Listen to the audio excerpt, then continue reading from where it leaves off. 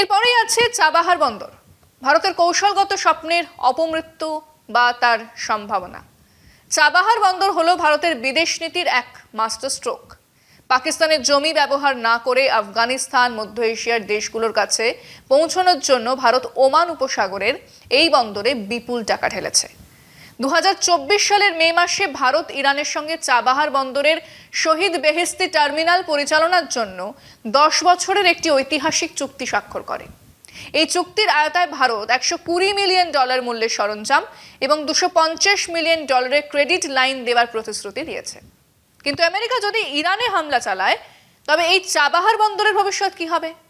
চাবাহার চীনের belt and road initiative আর পাকিস্তানের গদ্দার বন্দরের বিরুদ্ধে ভারতের এক শক্তিশালী কৌশলগত জবাব।